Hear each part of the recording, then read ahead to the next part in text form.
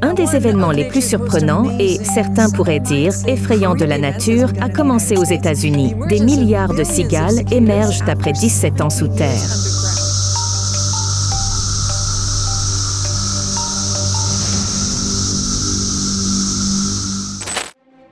Les États-Unis font face à un apocalypse de cigales qui vient de commencer et va durer environ un mois. Cela est dû au fait que 2 grandes générations de CS insectes émergent du sol en même temps, provoquant une invasion bruyante dans le Midwest et le sud-est du pays. Les gens sont désorientés par tant de bruit et, en même temps, préoccupés par CE qui pourrait arriver. On s'attend à ce que des milliards, voire des trillions de cigales volent dans le ciel dans les prochains jours.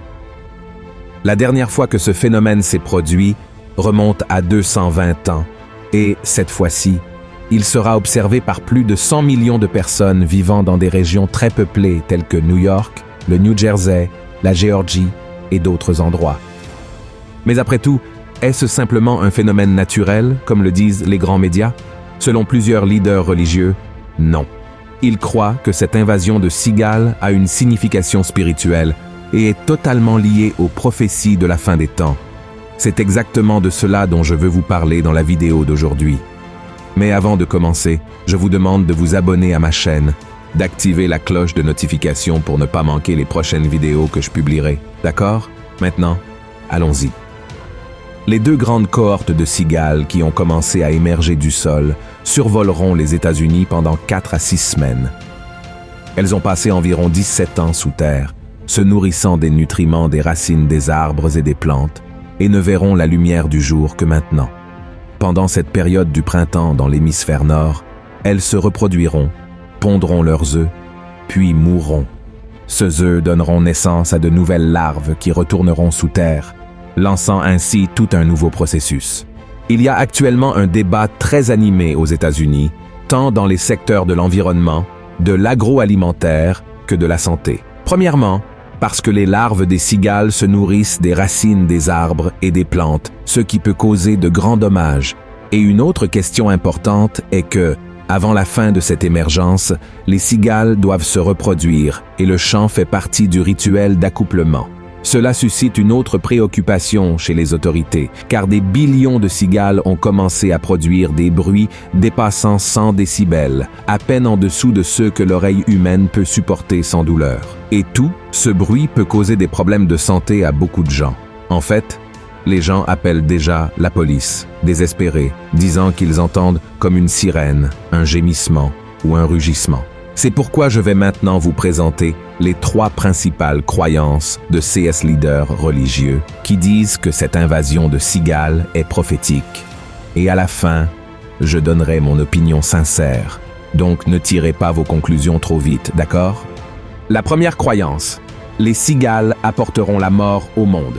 Les religieux qui défendent cette théorie croient que les milliards de cigales sont liés à un événement décrit dans l'Apocalypse chapitre 6, où l'apôtre Jean parle de la vision qu'il a eue concernant le cheval jaune lors de l'ouverture du 4e sceau. Voyons ce que dit la Bible à ce sujet. Je regardais, et voici, parut un cheval d'une couleur pâle. Celui qui le montait se nommait la mort, et le séjour des morts l'accompagnait. Le pouvoir leur fut donné sur le quart de la terre, pour faire périr les hommes par l'épée, par la famine, par la mortalité, et par les bêtes sauvages de la terre. Le dernier type de mort mentionné dans ce verset est causé par des animaux sauvages, ceux qui ne se réfèrent pas nécessairement uniquement à de grands animaux violents comme les lions, les ours, les tigres et autres carnivores ou mammifères géants, mais aussi à toute autre espèce qui n'est pas domestiquée et qui vit dans son environnement naturel, présente dans les forêts, les océans, les déserts. Il existe des animaux sauvages de toutes sortes, des mammifères aux amphibiens, des oiseaux aux insectes. Ainsi, la prophétie de l'Apocalypse chapitre 6 pourrait signifier qu'une grande partie des morts surviendrait à travers des animaux géants ou même par le biais d'un virus transmis par un petit animal ou un insecte. Nous avons comme exemple des maladies telles que la dengue, le virus Zika et le paludisme, transmises par un simple moustique et qui tuent des milliers de personnes chaque année. En d'autres termes, ces personnes croient que les cigales pourraient apporter un nouveau type de maladie qui pourrait se propager rapidement et finir par décimer une partie de la population mondiale en très peu de temps. La deuxième croyance est que les cigales vont épuiser les aliments du monde. Cette idée compare les cigales qui vont apparaître aux États-Unis à cette plaie des temps de Moïse, où les champs étaient envahis par des sauterelles dévorant toutes les cultures de cette nation. À cause de cela, de nombreux Égyptiens sont morts de faim. Et ce n'est pas seulement dans l'Ancien Testament que les sauterelles ont causé de grands dommages à l'agriculture. Encore aujourd'hui, il y a des enregistrements préoccupants d'attaques de ces insectes sur les cultures. Un article de la revue Exam, publié par un journaliste du New York Times le 3 mars 2022, a montré que les nuées de sauterelles ont détruit des récoltes entières au Kenya. De plus, cette même année, la plaie s'est étendue à plus de 10 pays, consumant les aliments qui devaient aller sur la table de milliers de personnes. Pour vous donner une idée de l'ampleur des dégâts qu'une attaque de sauterelles peut causer, sachez qu'un nuage d'1 km² de ces animaux consomme en une seule journée la même quantité de nourriture que 35 000 personnes.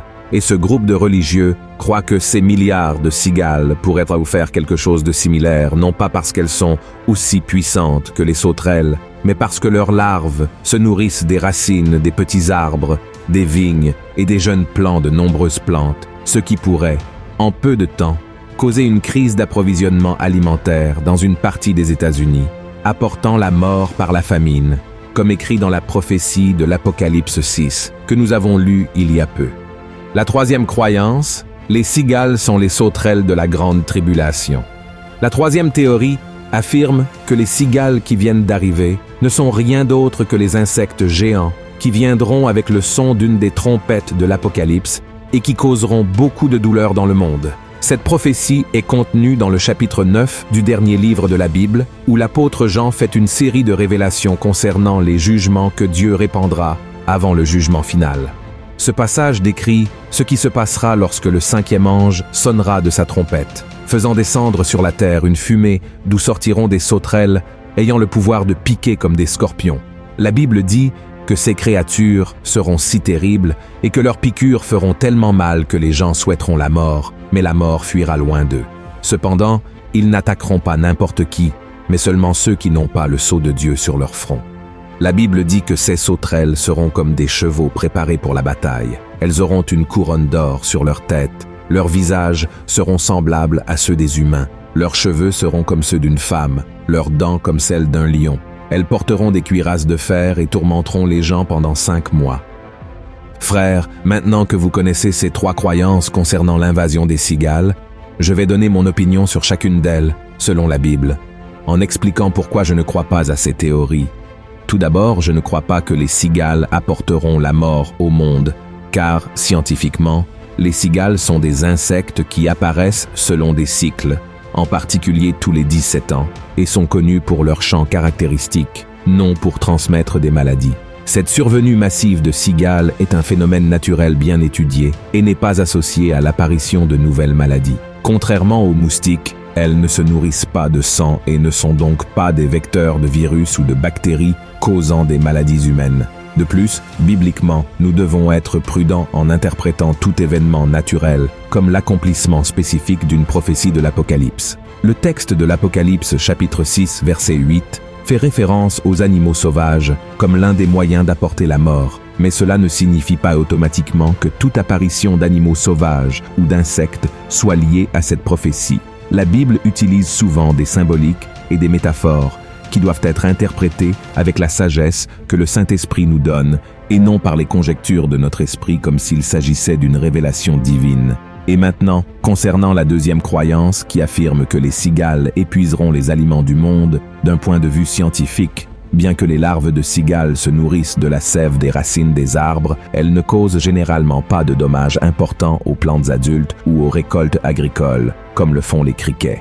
Les criquets sont connus pour leur comportement d'essaim qui détruisent les cultures, mais les cigales ne forment pas d'essaim et ne sont pas capables de provoquer des crises de famine. De plus, du point de vue biblique, comparer les cigales aux fléaux de criquets mentionnés dans le livre de l'Exode est une grave erreur. Les fléaux bibliques étaient des événements surnaturels spécifiques utilisés par Dieu pour libérer les Israélites et démontrer sa puissance. Il n'y a aucune base biblique pour lier un événement qui se produit tous les 200 ans à quelque chose qui n'est arrivé qu'une seule fois et qui a changé le cours de l'histoire du peuple de Dieu.